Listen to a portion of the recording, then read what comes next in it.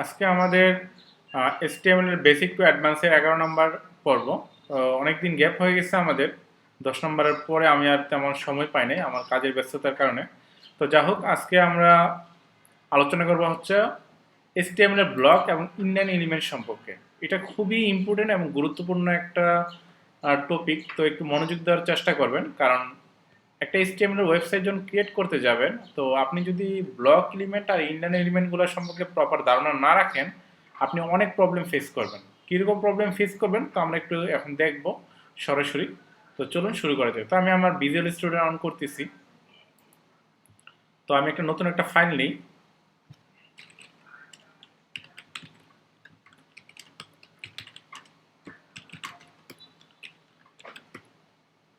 আচ্ছা, HTML block element আর inline element এই দুইটার মধ্যে একটু পার্থক্য আছে।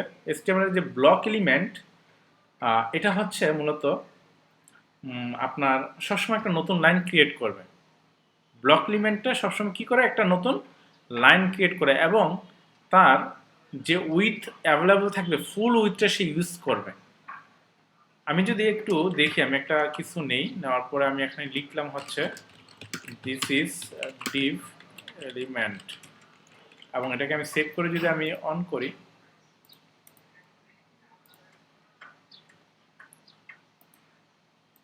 এখানে দেখা যাচ্ছে যে দিস ইজ ডিভ এলিমেন্ট। তো ওইটা আমি আর একটু বোঝার জন্য আমি এখানে একটা বর্ডার এড করব। বর্ডার এড করলাম আমি হচ্ছে 2 পিক্সেল সলিড, আমি রেড দিই। আচ্ছা, যদি আমরা এখানে একটু দেখার চেষ্টা করি যে এখানে কি হচ্ছে, যেন দিস ইজ ডিভ এলিমেন্ট, ঠিক আছে। এটার মধ্যে আমরা একটা বর্ডার ইউজ করছি, দিস ইজ ডিভ এলিমেন্ট। এটা কিন্তু এখানে যে কন্টেন্ট, এটা কিন্তু এতটুকুতেই শেষ, কিন্তু তার অ্যাভেলেবল স্পেস বা উইথ হচ্ছে একদম ফুল ওয়েবসাইটের এই পাশ থেকে রাইট সাইড পর্যন্ত। তো সে কি করছে, তার যদিও কন্টেন্ট এখানেই শেষ, কিন্তু সে ফুল উইথটা ইউজ করছে। এবং আমরা যদি আরেকটু দেখি ক্লিয়ারলি, আমরা আরেকটা ডিপ নেই এবং সেখানে লিখে যায় দিস ইজ অ্যানাদার ডিপ, এবং এটাকে যদি আমরা সেভ করে আবার দেখি, দেখেন আমরা কিন্তু একই লাইনে লিখছি। এই যে ডিপটা, এই যে ডিপটা এখান থেকে শুরু হয়েছে, এখানে শেষ হয়েছে, এবং তারপরে আমরা আরেকটা ডিপ নিয়েছি, যদিও একই লাইনে, কিন্তু এটা কিন্তু একই লাইনে শো করতেছে না। দিস ইজ ডিপ এলিমেন্ট, এই জায়গাটা সে কি করতেছে, সে ফুল উইথটা সে নিজে ক্যাপচার করছে এবং নতুন একটা লাইন ক্রিয়েট করে ফেলছে। এবং আমরা আরেকটা যে ডিপ নিচ্ছি, সেটা কি করতেছে, সেটা আবার নতুন একটা নিউ লাইন ক্রিয়েট করতেছে এবং ফুল উইথটা সে ক্যাপচার করছে। তো যেসব এলিমেন্টগুলা আপনার তার ফুল উইথ ইউজ করে কন্টেন্টের বাহিরেও এবং নিউ লাইন ক্রিয়েট করে, এগুলোকে বলা হয় ব্লক এলিমেন্ট। তাহলে ব্লক এলিমেন্ট বলতে আমরা কি বুঝলাম? ব্লক এলিমেন্ট বলতে আমরা বুঝলাম যে যেসব এলিমেন্টগুলো তার অ্যাভেলেবল উইথ যা থাকে ফুল উইথ ইউজ করে এবং নতুন একটা লাইন ক্রিয়েট করে, সেগুলোকে বলা হয় ব্লক এলিমেন্ট।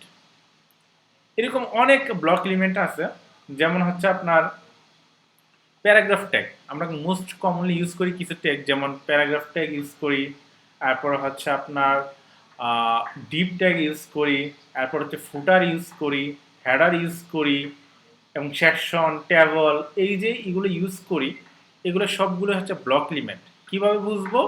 যখনই আমরা দেখব কোনো একটা এলিমেন্টের উইথ যখন ফুল ইউজ করবে এবং নতুন একটা লাইন ক্রিয়েট করবে, তাহলে এইগুলোকে চোখ বুঝে মনে করেন এগুলো হচ্ছে ব্লক এলিমেন্ট। তাহলে ব্লক এলিমেন্ট সম্পর্কে আপনার কনফিউশন থাকার কথা না। জাস্ট দুইটা কন্ডিশন সে ফিল আপ করতেছে না, একটা হচ্ছে সে নতুন লাইন ক্রিয়েট করতেছে কিনা এবং সে তার ফুল উইথটা ইউজ করতেছে কিনা এলিমেন্টের বাহিরে, অর্থাৎ তার যে কন্টেন্ট, এই কন্টেন্ট যতটুকু লাগে তার বাহিরেও সে ফুল উইথ যা আছে সেটা ইউজ করতেছে কিনা। তাহলে বুঝবেন যে এগুলো হচ্ছে ব্লক এলিমেন্ট। তো আমি একটা যদি প্যারাগ্রাফ ট্যাগ ইউজ করি, আমি তাহলে আর ক্লিয়ার হবে যে এখানে লিখলাম যে দিস ইজ প্যারাগ্রাফ। ওকে, আমি যদি দেখি এই যে দিস ইজ প্যারাগ্রাফ, এইটা সে কি করতেছে, ফুল উইথ নিছে। এটা আমরা যদি একটু বর্ডার করি, আমি তাহলে বুঝতে পারবেন। পি ট্যাগটাকে যদি আমরা একটা বর্ডার অ্যাড করে দিই এবং 1 পিক্সেল দেই সলিড আর গ্রিন করে দিই। আচ্ছা, তাহলে দেখেন এই যে দিস ইজ প্যারাগ্রাফ, তার কন্টেন্ট কিন্তু এখানেই শেষ হয়ে গেছে দিস ইজ প্যারাগ্রাফ পর্যন্ত। বাট সে কি করতেছে, তার অ্যাভেলেবল উইথ যা আছে পুরোটা ইউজ করছে এবং নতুন একটা লাইন ইউজ করছে। কিভাবে নতুন একটা লাইন ক্রিয়েট করছে বুঝবো, আমরা সেম লাইনে আরেকটা প্যারাগ্রাফ ক্রিয়েট করি এবং সেখানে লিখে দিস ইজ অ্যানাদার প্যারাগ্রাফ। ওকে, যদি দেখি দেখবেন যে এটা কি করছে, দিস ইজ প্যারাগ্রাফ এর মধ্যে এই যে ইনলাইনের মধ্যে সে নতুন যে দিস ইজ অ্যানাদার প্যারাগ্রাফ একটা ট্যাগ নিয়েছি, সেটা না শুরু করে সে নতুন একটা লাইনের মধ্যে এটা শুরু করতেছে। তার মানে পি ট্যাগও একটা ব্লক এলিমেন্ট। এইভাবে সবই আপনি চেক করে নিতে পারেন, যে যাই দেখবেন যখনই নতুন একটা লাইন ক্রিয়েট করবে এবং ফুল উইক ইউজ করবে, বুঝবেন যে এটা হচ্ছে একটা ব্লক এলিমেন্ট। এখন আসি আমরা ইনলাইন এলিমেন্ট সম্পর্কে জানি। ইনলাইন এলিমেন্টটা আসলে কি? ইনলাইন এলিমেন্ট হচ্ছে ব্লক এলিমেন্টের উল্টোটা, অর্থাৎ এই যে দিস ইজ ডিপ এলিমেন্ট, এটা কি করছে, ফুল উইথ নিছে এবং নতুন লাইন করছে। কিন্তু ইনলাইন এলিমেন্ট কি করে, দিস ইজ ডিপ এলিমেন্ট, অর্থাৎ এটা যতটুকু কন্টেন্ট সে ততটুকু উইথ পর্যন্ত অনলি নিবে এবং সে নতুন লাইন ক্রিয়েট করবে না। আমরা যদি একটু দেখি ইনলাইন এলিমেন্ট উদাহরণ হিসেবে আমরা মোস্ট কমন ইউজ করেছি স্পান ট্যাগ ইউজ করি অনেক সময়। যেমন আমি যদি দেখি যে একটা স্পান ট্যাগ নেই, আমি লরেম আমরা ধরে দিই, তারপর যদি এটা দেখি এই যে এটা হচ্ছে আমাদের এটা নিলাম, একটা একটা ট্যাক্স নিলাম। এখন আমরা চাচ্ছি যে ইফ সাম ডলার, এখানে আমরা একটা স্পান ট্যাগ দিই। স্পান ট্যাগ হচ্ছে আপনার এটা, আর ইফ সামটা আমরা এখানে জাস্ট ইনপুট করে দিই এবং এটা দেখি। দেখেন আমরা কিন্তু এখানে ইফসম ডলার, এই যে ইফসম ডলার এবং এটার মধ্যে কিন্তু একটা স্পান ট্যাগ ইউজ করছে, কিন্তু এখানে কোনো পরিবর্তন দেখতেছেন না। কারণটা কি? কারণটা হচ্ছে এটা কোনো নতুন লাইন ক্রিয়েট করতেছে না, বিধায় আমরা বুঝতেছি না যে এখানে আমরা কিছু ইউজ করছি কিনা। যদি আমি এটাকে একটা স্পানটাকে আমি যদি একটা বর্ডার দিয়ে দিই, স্পান ট্যাগকে, যে সাপোজ আমি একটা বর্ডার দিয়ে দিলাম 1 পিক্সেল সলিড আর হচ্ছে আমরা দিই রেড দিই। এইখানে দেখেন এই যে লরেম পরে ইফসম ডলার, এই যে এখন কিন্তু আমরা বর্ডারটার কারণে বুঝতেছি এখানে কোনো একটা ট্যাগ ইউজ করছি এবং সেই ট্যাগটা তার উইথ কিন্তু সে ফুল নেই।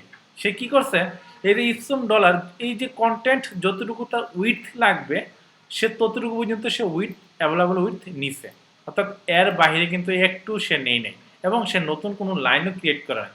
তো যেসব ট্যাগগুলা নতুন লাইন ক্রিয়েট করবে না এবং তার উইথ ফুল না নিয়ে সে কি করবে, শুধুমাত্র তার কন্টেন্টের উইথ যতটুকু লাগে ততটুকু নিবে, সেগুলোকে বলা হয় ইনলাইন এলিমেন্ট। তো ইনলাইন এলিমেন্ট অনেক আছে, এর মধ্যে যেমন এ ট্যাগ আছে, অ্যাঙ্কর ট্যাগসগুলা, এরপরে হইতে পারে আপনার হচ্ছে মোস্ট কমন ইউজ করি আমরা হচ্ছে ইমেজ ট্যাগ। ইমেজ ট্যাগও কিন্তু আপনার একটা ইনলাইন এলিমেন্ট। এরপর হচ্ছে ইনপুট ট্যাগ, এরপর হচ্ছে সিলেক্ট ট্যাগ, এরপর হচ্ছে স্পান তো বললামই, তারপর হচ্ছে strong tag, superscript tag serial, এগুলো কিন্তু সবই কিন্তু ইনলাইন ট্যাগ।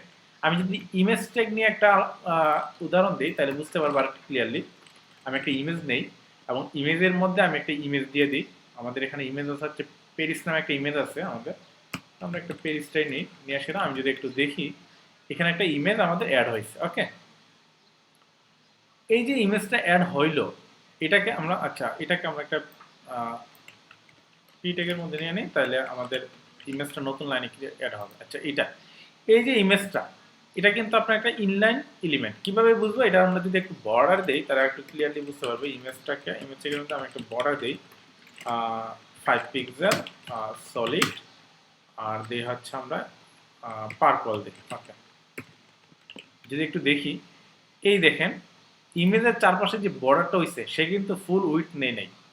সে কি করছে, এই যে ইমেজের যে কন্টেন্ট অর্থাৎ এই যে ইমেজটার যে উইথ, এই উইথটা যতটুকু সে এতটুকু পর্যন্তই সে কিন্তু আপনার উইথটা নিছে, অর্থাৎ সে অতিরিক্ত কোনো উইথ আর সে ইউজ করে নাই। তো এটা যে নতুন এবং এটা কিন্তু নতুন লাইনও ক্রিয়েট করে নাই। কীভাবে বুঝবো সেটা কিন্তু আমরা একটু ইমেজ ট্যাগের মধ্যে দিই, আরেকটা দিই আমরা হচ্ছে যে আরেকটা পেরিসি দিই,